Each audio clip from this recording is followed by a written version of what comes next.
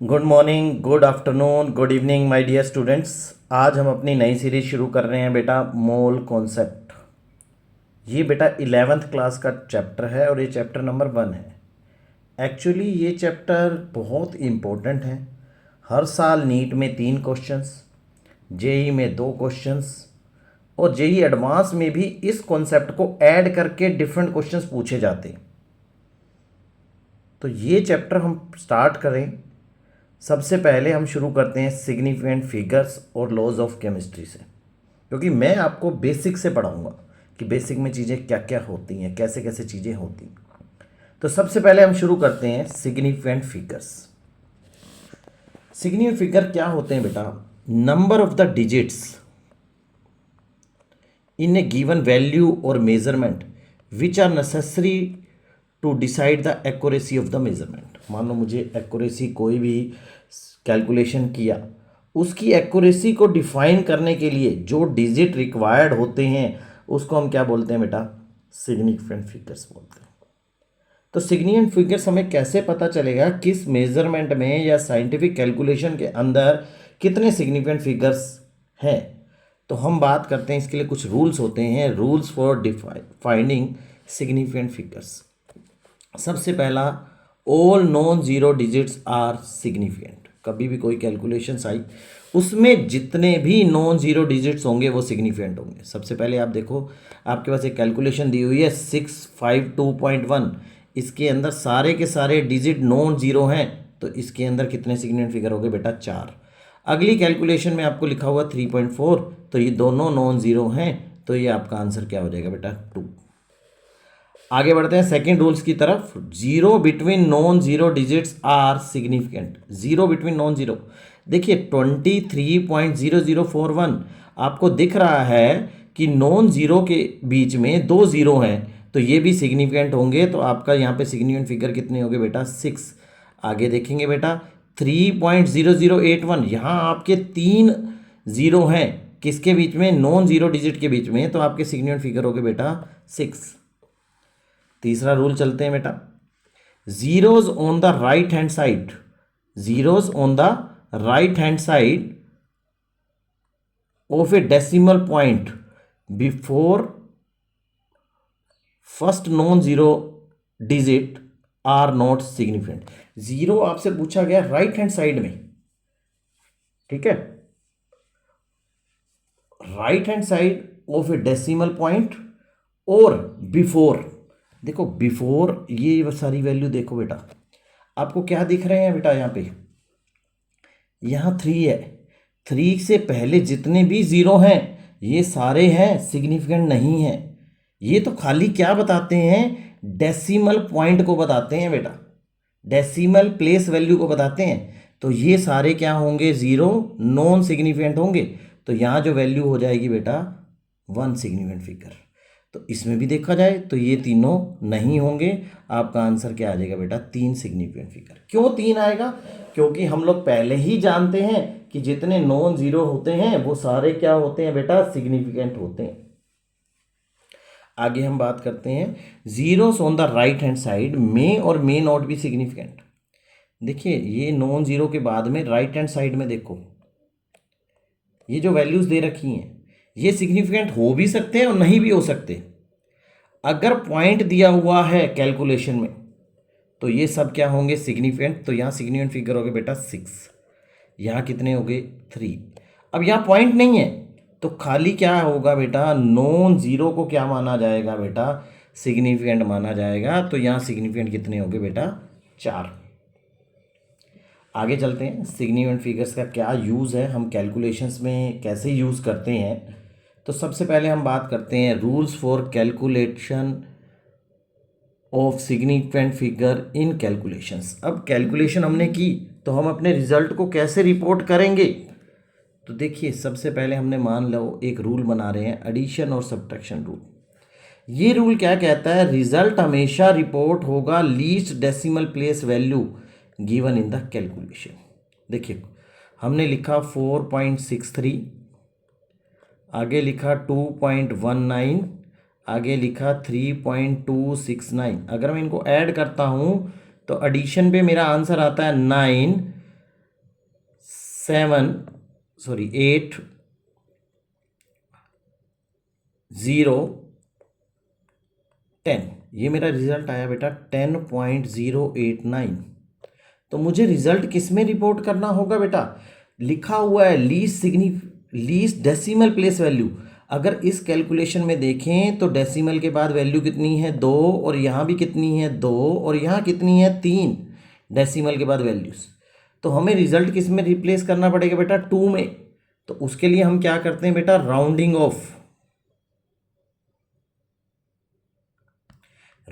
Of rule लगाते हैं बेटा। हमने पढ़ा हुआ है अगर लेस देन 5 होता है तो लीव दैट वैल्यू,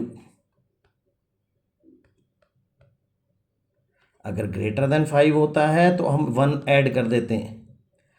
इफ 5 है तब आपको क्या करना है? अगर बिफोर 5 क्या है? ओड है, देन ऐड 1।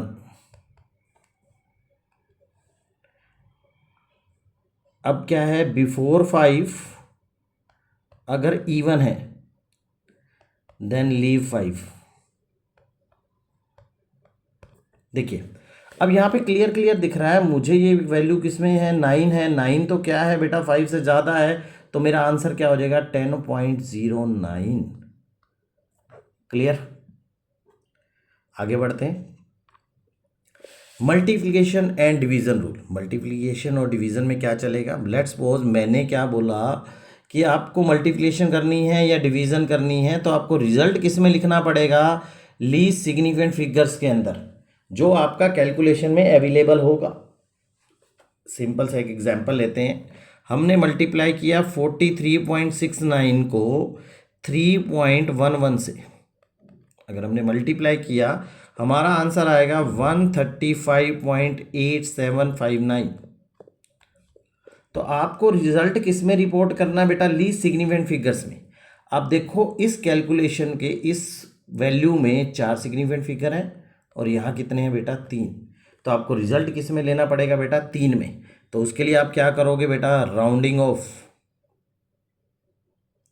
राउंडिंग ऑफ करते ही ये क्या बन जाएगा? 5 है, 9 है, तो आप ऐड कर दोगे 6 बड़ा होता है तो ये बन जाएगा 7 का 8 बड़ा है तो ये बन जाएगा 9, तो ये बन जाएगा 13.5.9, और इसमें भी ये 5 से बड़ा है तो इसमें ऐड कर दोगे तो रिजल्ट आ जाएगा 136। क्लियर और नॉट? यहाँ आपको याद रखना है कि रिजल्ट को रिपोर्ट किस में करना है? लीस्ट सिग्निफिकेंट फिगर में डिनोट करना है। आगे बढ़ते हैं कॉम्प्लेक्स कैलकुलेशन में। तो result must be reported in least significant figures leaving the exact value. Exact value को नहीं लेना। 0.082 आपने मल्टीप्लाई किया 97.63 से, इसको मल्टीप्लाई किया 23.03 से, डिवाइड किया हमने 4 इंटू 3.11 इंटू में 8.321। देखो ये कॉम्प्लेक्स कैलकुलेशन है, इसमें मल्टीप्लिकेशन भी है, डिवीज़न भी है, तो जो रिजल्ट होगा वो लिखा तो जाएगा लीस्ट सिग्निफिकेंट फिगर्स में। अब जो वैल्यूज़ देखो तो यहाँ दिखा गया लीस्ट सिग्निफिकेंट फिगर, यहाँ पे 2 हैं, यहाँ कितने हैं? 4 हैं, यहाँ कितने हैं? 4 हैं, यहाँ कितने हैं? 4 हैं, यहाँ कितने हैं? 3 हैं, और यहाँ कितने? 1। लेकिन 4 तो आपकी एग्जैक्ट वैल्यू है, तो आप इसको क्या करोगे? छोड़ दोगे। तो आप अगर अपना रिजल्ट देखो तो अपना आंसर आएगा 1.781128। तो मैं क्या करूँगा? राउंडिंग ऑफ करके मुझे किसके अंदर लाना बेटा? 2 सिग्निफिकेंट फिगर्स के अंदर लाना है रिजल्ट। तो मेरा रिजल्ट का आंसर हो जाएगा बेटा 1.8 आपका आंसर रिपोर्टेड होगा। क्लियर और नॉट? आगे बढ़ते हैं बेटा लॉज ऑफ केमिस्ट्री की तरफ। सबसे पहले चलो कुछ क्वेश्चंस करते हैं। पहले कुछ क्वेश्चंस हैं, इसमें पूछा गया कितने सिग्निफिकेंट फिगर्स हैं। तो पहले में आपको कितने दिख रहे हैं बेटा? यहाँ 2 हैं। क्यों? मैंने आपको रूल बताया था zeros on the left hand side are not significant. ये खाली किसको बताते हैं? प्लेस वैल्यू को। आगे कितने सिग्निफिकेंट फिगर्स हो गए बेटा? 3। 0 बिटवीन नॉन जीरो हैं। यहाँ कितने हो गए बेटा? 4। 0 बिटवीन नॉन जीरो हैं। यहाँ कितने हो गए बेटा? 3, क्योंकि मैंने बोला था पॉइंट लगाने के बाद ही वो ज़ीरो कंसीडर में आते हैं, अदरवाइज नहीं आते। ये जो राइट हैंड साइड में है पॉइंट तो है ही नहीं, डेसिमल तो है नहीं, तो खाली ये 1 2 6 वाले फिगर्स जो नॉन ज़ीरो डिजिट्स हैं ये सिग्निफिकेंट माने जाएंगे। अब इसमें कितने होंगे बेटा? 4, क्योंकि पॉइंट आ गया। और अगले में कितने होंगे बेटा? 5। आगे है बेटा राउंडिंग ऑफ। राउंड ऑफ करिए 3 सिग्निफिकेंट फिगर्स में, 3 सिग्निफिकेंट में राउंड ऑफ करके क्या बन जाएगा आपका आंसर? 34.2। क्योंकि 6 है 5 से बड़ा है तो आपने ऐड कर दिया तो 34.22 हो गया। फिर 2 क्या है? 5 से छोटा है तो लीव कर दीजिए। आगे क्या आएगा बेटा? 10.4। 7 बड़ा है तो क्या हो जाएगा? 10.411 हो जाएगा। 1 छोटा है तो लीव कर दीजिए, फिर 1 छोटा है तो लीव कर दीजिए। आंसर क्या आएगा बेटा? 10.4। अब इसमें क्या आएगा बेटा? इसमें आएगा 0.0460, क्योंकि 9 के बाद 7 है तो 7 5 से बड़ा होता है तो ऐड करेंगे तो ये 460 बन जाएगा। और आगे क्या करेंगे बेटा? 2810। अब ये जीरो जो रहेगा ना ये तो सिग्निफिकेंट कहलाता ही नहीं है क्योंकि पॉइंट ही नहीं है। अगले क्वेश्चन में देखेंगे बेटा, आपसे बताया गया आपको रिजल्ट किसने में रिपोर्ट किया जाएगा। तो ये तो हमारे पास क्या है? कॉम्प्लेक्स है। मैंने कॉम्प्लेक्स में आपको रूल बताया था कि लीव कर दीजिए एग्जैक्ट वन को। एग्जैक्ट वन तो कोई है ही नहीं। तो अगर हम देखें result must be reported in least significant figure, तो यहाँ 4 हैं, यहाँ 5 हैं, यहाँ 3 हैं, तो ये 4 हैं। तो आपका रिजल्ट किसके अंदर रिपोर्टेड होगा? 4 सिग्निफिकेंट फिगर्स के अंदर। ये क्या है बेटा? मल्टीप्लिकेशन है। रिजल्ट किस में होगा बेटा? 1 सिग्निफिकेंट फिगर के अंदर रिपोर्ट किया जाएगा, लीस्ट सिग्निफिकेंट फिगर्स के अंदर। तो लीस्ट डेसिमल प्लेस वैल्यू ये आपका क्या है बेटा? एडिशन है। एडिशन और सब्ट्रैक्शन में क्या करते हैं हम लोग? रिजल्ट रिपोर्ट करते हैं लीस्ट डेसिमल प्लेस वैल्यू में। तो यहां लिखा जाए तो लीस्ट डेसिमल प्लेस वैल्यू कितनी होगी बेटा? 4। तो 4 डेसिमल तक ही इसकी वैल्यू आनी चाहिए। क्लियर है या नहीं है? आगे बढ़ते हैं लॉज ऑफ केमिस्ट्री की तरफ। जनरली केमिस्ट्री ना गवर्न होती है बेटा कुछ लॉज से। हमें केमिस्ट्री के जब तक लॉज नहीं पता होंगे तब तक हम अपनी केमिस्ट्री को सही ढंग से नहीं कर पाएंगे। हमें पता भी नहीं चलेगा कि हम लोग क्या कर रहे हैं क्या नहीं कर रहे। तो सबसे पहले हम केमिस्ट्री में क्या पढ़ते हैं बेटा? Laws of chemistry. तो सबसे पहला एक लॉ है, बहुत फेमस है बेटा, छोटी क्लासों से पढ़ते हुए आए हो, law of conservation of mass. Law of conservation of mass क्या कहता है? Mass neither be created nor be destroyed during a chemical reaction. एक केमिकल रिएक्शन के दौरान ना तो मास बनता है ना ही डिस्ट्रॉय होता है, इट रिमेन कांस्टेंट। यानी मास ऑफ द रिएक्टेंट किसके इक्वल होगा? मास ऑफ प्रोडक्ट के। सिंपल सी एक इक्वेशन लिखते हैं बेटा। मैंने लिया बेरियम क्लोराइड, इसको मिक्स किया किसके साथ? सोडियम सल्फेट के साथ। तो ये बनेगा क्या? NaCl plus barium sulphate. अगर ये मैं बात करूं इसके 10 ग्राम थे, ये आपका 20 ग्राम था, ये रिएक्शन में बना बेटा 5 ग्राम। तो आपका बेरियम सल्फेट कितना होगा बेटा? इसकी वैल्यू पूछी गई।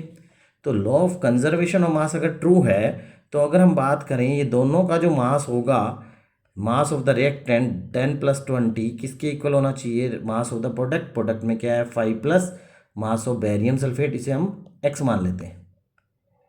तो x की वैल्यू कितनी आ गई बेटा?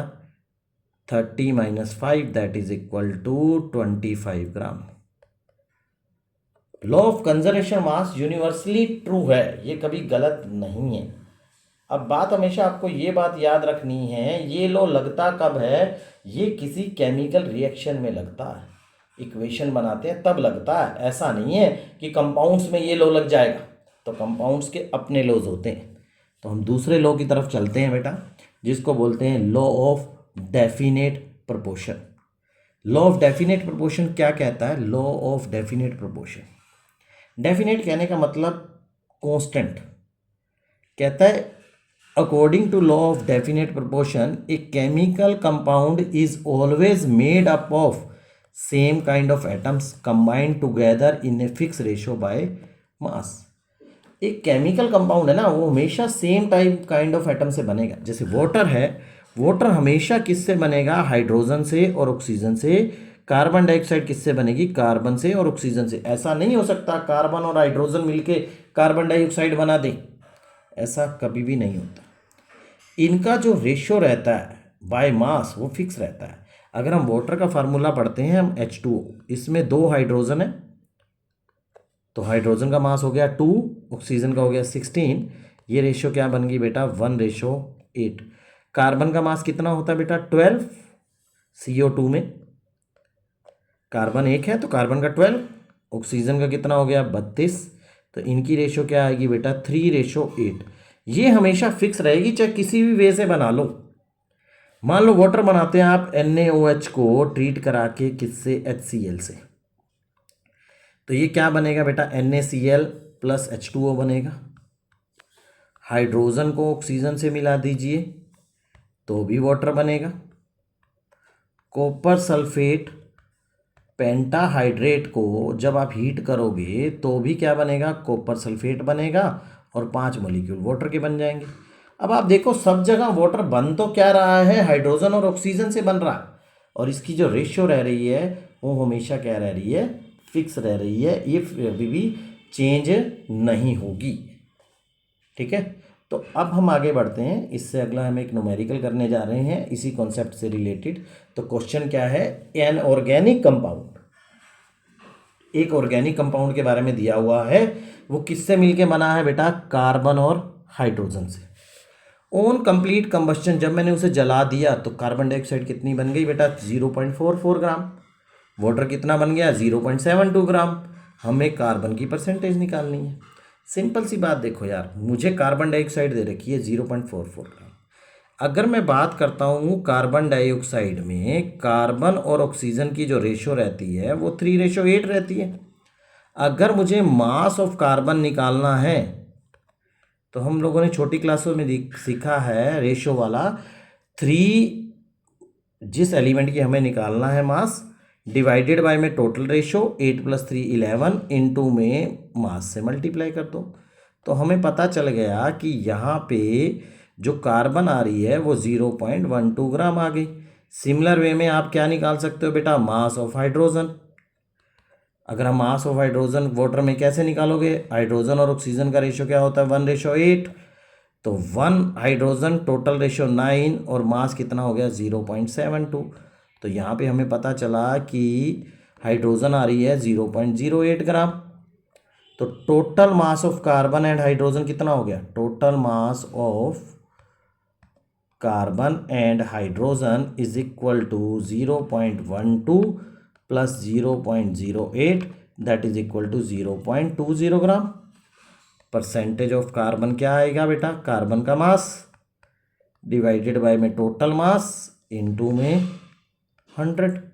इस पॉइंट को पॉइंट से हटाओगे तो ये लगभग आएगा 60%। क्लियर? अगले क्वेश्चन की तरफ, अगले पहले हम लॉज की तरफ चलते हैं। अगला लॉ है लॉ ऑफ मल्टीपल प्रोपोर्शन।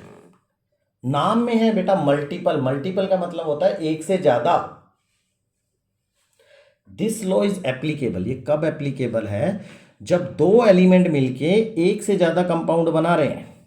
जैसे हम बात करें नाइट्रोजन और ऑक्सीजन के बारे में, ये क्या क्या बनाते हैं? N2O बनाते हैं, nitrous oxide, nitric oxide, nitrogen di nitrogen tri oxide, nitrogen di oxide, nitrogen penta oxide. अगर हम क्या करें, एक का मास फिक्स करें तो दूसरे का जो मास चलेगा वो सिंपल वॉल नंबर रेशियो में चलेगा। जैसे हम यहाँ मास देखें तो नाइट्रोजन का मास कितना होगा? 2 नाइट्रोजन का होगा 28, या 1 नाइट्रोजन है 14, या 2 है तो 28, 14 2 है तो 28। ऑक्सीजन का 16, यहाँ भी 16, यहाँ 48, यहाँ 32 और यहाँ आ गया बेटा 80। हम फिक्स कर रहे हैं नाइट्रोजन का, तो हमें सबका 28 करने के लिए इसको 2 से मल्टीप्लाई करो, तो इधर भी 2 से मल्टीप्लाई करो। इधर आप 2 से मल्टीप्लाई कर रहे हो तो इधर भी 2 से मल्टीप्लाई कर दो। सबका मास फिक्स हो गया 28। तो अब इनका मास देखो, ऑक्सीजन का 16:33 32 रेशो, 48 रेशो, 64 रेशो 80। ये रेशो क्या बनेगी? 1 रेशो, 2 रेशो, 3 रेशो, 4 रेशो 5, जो क्या होती है बेटा? सिंपल वॉल नंबर रेशो होती है। एक और एग्जांपल ले लेते हैं, दो एलिमेंट ले लेते हैं, हाइड्रोजन और ऑक्सीजन। ये बनाएंगे वाटर और हाइड्रोजन परऑक्साइड। हाइड्रोजन का मास 2, ऑक्सीजन का 16, यहाँ भी 2, तो ये 32। हमने फिक्स किसको कर लिया? हाइड्रोजन को। इनकी जो रेशो आ रही है 16 रेशो 32, तो ये कैसी है बेटा? एक वोल नंबर रेशो आएगी 1 रेशो 2। क्लियर? आगे बढ़ते हैं अगले लॉ की तरफ, that is law of reciprocal proportion. Reciprocal का मतलब होता है उल्टा। देखिए ये लॉ कब लगता है? जब दो एलिमेंट्स कंबाइन कर रहे हैं separately with the third element.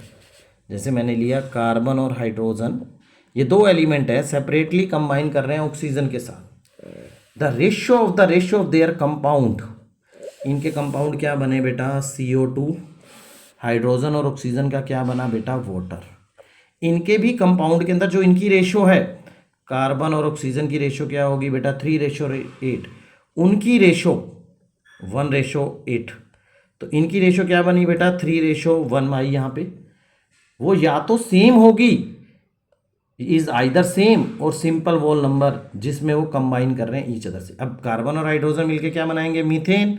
Methane में कार्बन 12, हाइड्रोजन 4, तो ये रेशो क्या आई बेटा? 3 रेशो 1। यहाँ भी 3 रेशो 1 आ रहा है, यहाँ भी 3 रेशो 1 आ रहा है। ये दोनों क्या हो गई बेटा? सेम। इस लॉ को क्या बोलते हैं बेटा? Law of reciprocal proportion. Meaning ये है यार कि आपने रेशो निकालनी है, चाहे आप सिंपल वे में निकालो चाहे वो घूम कर निकालो, हमेशा क्या आएगी? सेम आनी चाहिए कंपाउंड्स के अंदर। क्लियर? अगले क्वेश्चन की तरफ बढ़ते हैं। अगले लॉ पहले पढ़ रहे हैं, गे-लुसक लॉ। गे-लुसक लॉ क्या कहता है? क्या कहता है ये बेटा? Gases combine and give gaseous product. पहली बात ये बहुत इंपॉर्टेंट बोल रहा है कि जब गैसेस कंबाइन करती हैं तो क्या देती हैं बेटा? गैसियस प्रोडक्ट देती हैं। जैसे हम बात करें हाइड्रोजन और ऑक्सीजन, जब ये कंबाइन करेंगे तो ये क्या बनाएंगे बेटा? वाटर बनाएंगे।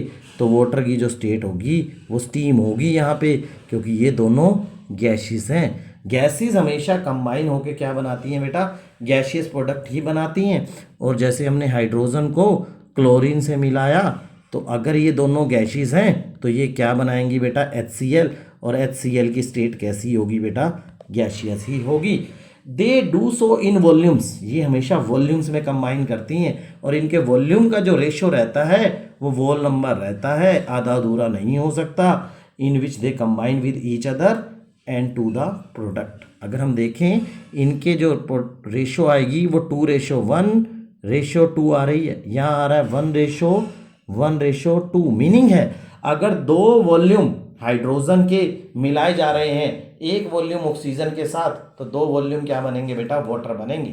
तो ये बात बिल्कुल क्लियर है कि दो वॉल्यूम हमेशा क्या देंगे? 2 volume of hydrogen 2 volume of क्या देंगे? वाटर देंगे। अब आपसे पूछा गया अगर 10 लीटर हाइड्रोजन को रिएक्ट करा रहे हैं हम 10 लीटर ऑफ ऑक्सीजन के साथ, देन वाटर कितना बनेगा? तो आपका वाटर कितना बनेगा बेटा? 2 के साथ तो क्या बन रहा था बेटा? 2 ही बन रहा है। तो 10 के साथ क्या बनेगा? 10 लीटर ही बनेगा। 10 लीटर क्या प्रोड्यूस होगा? वाटर। ऑक्सीजन कितनी रिक्वायर्ड होगी? ऑक्सीजन रिक्वायर्ड होगी बेटा 5 लीटर। तो अनयूज्ड ऑक्सीजन कितनी रह जाएगी? That is 5 litre. क्योंकि टोटल आपके पास 10 थी ना बेटा, 5 ही यूज हो पाएगी, 5 आपके पास क्या रहेगी? अनरिएक्टेड रह जाएगी। क्लियर और नॉट? आगे बढ़ते हैं अगले लॉ की तरफ, अवोगैड्रोस लॉ। क्या कहता है? Equal volume of the gases contain equal number of the molecules. अगर क्या रहें? कंडीशन सिमिलर रहें, टेम्परेचर की और प्रेशर की। ये बात बहुत ध्यान से रखने वाली बात है बेटा। प्रेशर और टेम्परेचर की कंडीशन क्या रहनी चाहिए? सेम। अगर वॉल्यूम इक्वल है तो उनके क्या होंगे? प्रेशर भी, उनके नंबर ऑफ मॉलिक्यूल्स भी क्या होंगे? इक्वल रहेंगे। लेट्स सपोज अगर हमने बात की हाइड्रोजन को क्लोरीन से मिलाया और क्या बना? HCl बना। ठीक है जी। अगर ये 1 लीटर था, ये भी 1 लीटर था, तो 2 लीटर क्या बनी बेटा, HCl बने। तो आपसे पूछा गया अगर इसके x मोलिक्यूल्स थे तो HCl के कितने होंगे बेटा, 2x रहेंगे, क्योंकि कंडीशन क्या है, सेम है। और क्लोरीन के कितने होंगे बेटा, x के x ही रहने चाहिए। मान लीजिए एक कोई केमिकल रिएक्शन हुई, उसमें आपसे पूछा गया, उसमें मीथेन को जलाया गया किसके साथ, ऑक्सीजन के साथ, और क्या पूछा गया, CO2 और H2O बने। अगर मैं रिएक्शन को बैलेंस करूं तो ये ऐसे बैलेंस हो जाएगी। और आपसे पूछा गया मीथेन के N मोलिक्यूल्स यूज हुए तो कार्बन डाइऑक्साइड कितनी बनेगी बेटा, सिंस अगर इसका 1 लीटर है तो ये भी 1 लीटर है, सोशियोमेट्री के अकॉर्डिंग देखा जाए तो इसके कितने हो जाएंगे बेटा, N ही हो जाएंगे। क्योंकि अगर हम बात करें तो ये 1 लीटर है तो ये 1 लीटर ही होगी, क्योंकि हमने बोला था gases combine and gives gaseous product, तो CO2 भी तो गैसियस ही होगी बेटा। ये लूसक लो तो लगेगा ही लगेगा। उनकी जो रेशो रहेगी वो क्या रहनी चाहिए बेटा, 1:1 रहनी चाहिए। तो अगर इसके N मोलिक्यूल्स हैं तो इसके भी तो N ही होंगे, क्योंकि हमने बोला है एवोगैड्रो कहता क्या है, equal volume of the gases contains equal number of the molecules under similar condition of temperature and pressure. अब जो एवोगैड्रो लॉ है इसकी अपनी कुछ इंपॉर्टेंस है, इसने अपने कुछ चीज़ें दी हैं। तो सबसे पहले एप्लीकेशंस ऑफ एवोगैड्रोस लॉ, इसकी जो सबसे पहली एप्लीकेशंस है वो बहुत फेमस है बेटा। इसने क्या दिया, it gives the relationship between vapour density and molar mass. तो याद रखना है vapour density is equal to, sorry ये गलत लिखा हुआ है, vapour density is equal to 1/2 of molar mass, या आप लिख सकते हैं molar mass is equal to 2 into vapour density. ये 1/2 आएगा यहाँ पे। आगे लिख क्या बताता है, ये रिलेशनशिप बताता है बेटा, molar mass of A gas and mass of the gas. अब मुझे किसी गैस का मोलर मास निकालना है तो मैं क्या करूं, उस गैस के 22.4 लीटर का जो मास आएगा उसे हम क्या मानेंगे बेटा, मोलर मास। इसकी बहुत फेमस जो बात है इसने जो दी है वो एवोगैड्रो नंबर क्या है, 6.022 10⁻23। और सबसे इम्पोर्टेंट इसने किसको बारे में बात की है, मोल के बारे में। ये एवोगैड्रोस ने जो लॉ दिया था ना, ये सब उसी से निकाले गए हैं और हम आगे इन्हीं के बारे में पढ़ेंगे। तब तक के लिए थैंक यू।